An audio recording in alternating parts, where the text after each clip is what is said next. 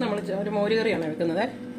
ചുരക്കായിട്ടുള്ളൊരു മോരുകറിയാണ് കേട്ടോ. അതിനിപ്പോൾ ചുരക്ക ചെറുതായിട്ട് അരിഞ്ഞത് ചെറിയൊരു കഷ്ണമാണ്.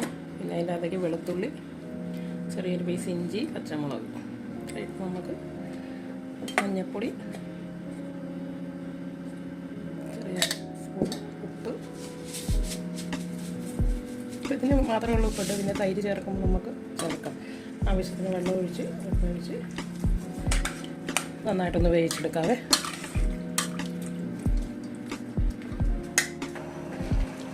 അപ്പോൾ അത് വെന്തിട്ടുണ്ടെങ്കിൽ നമുക്ക് ഇതിലേക്ക് ആവശ്യത്തിന് തൈര് ചേർക്കാവേ.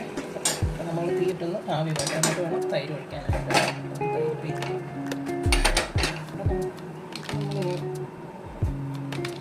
തൈര് ഇറക്കി തൈരാണ്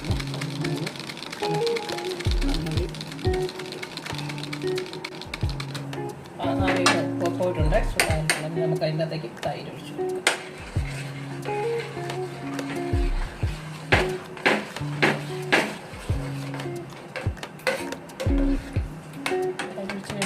ഉപ്പ് നോക്കണം കേട്ടോ. അപ്പോൾ നമ്മളത് വേഗം മാത്രം ഉപ്പാരി വെച്ചിരുന്നത്. വെള്ളമൊന്നും ഒഴിക്കുന്നില്ല. കാരണം വെച്ചാൽ നമ്മളിത് തേങ്ങ അരയ്ക്കാത്ത മോരുകറിയാണ്. അപ്പോൾ തേങ്ങ അരയ്ക്കുമ്പോൾ നമുക്ക് കിട്ടുന്ന ആ ഒരു ഇച്ചിരി കുറുകിയിരിക്കുന്ന പോലെ നമ്മളധികം വെള്ളം ചേർക്കുന്നില്ല കേട്ടോ.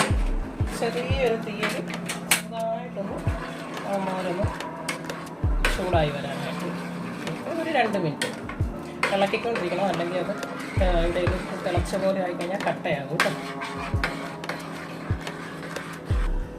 ഇനി നമുക്ക് അതിലേക്ക് കടുക് വറുത്തൊഴിക്കാതെ അതിനായിട്ടൊരു ചട്ടി എടുപ്പത്ത് വെച്ച് ഒരു സ്പൂൺ എണ്ണ ഒഴിക്കണം. നമ്മളധികം എണ്ണയൊന്നും ഉപയോഗിക്കുന്നില്ല കേട്ടോ. അത്യാവശ്യം കുറച്ചെണ്ണ മാത്രം.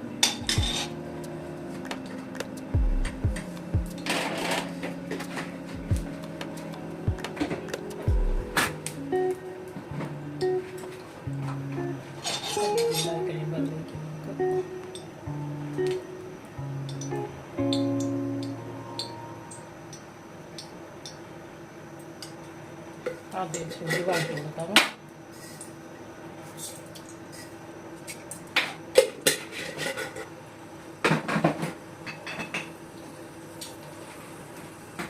ഇതുമായിട്ടൊന്ന് പൊട്ടി വരുമ്പോഴത്തേക്ക് അതിലേക്ക് നമുക്ക് കടുകിട്ട് കൊടുക്കാം.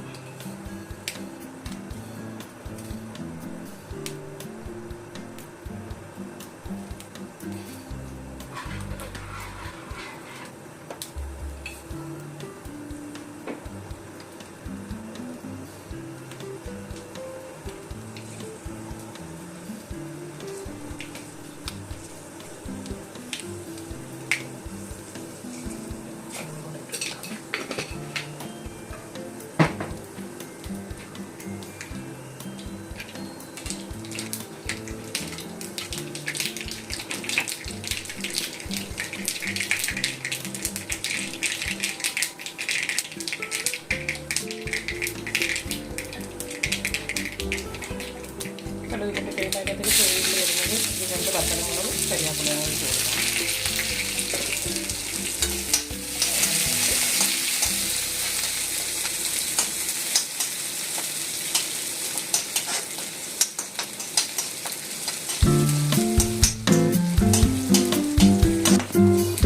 ഇതായിട്ടുണ്ട്. അപ്പോൾ നമ്മൾ തീ എടുത്തി വെച്ചതിന് ശേഷം അതിലേക്ക് ഒരു 1/2 ടീസ്പൂൺ മുളക് പൊടി കൂടി ചേർക്കുന്നുണ്ട്. തീ ഓഫ് ചെയ്തതിന് ശേഷമാണ്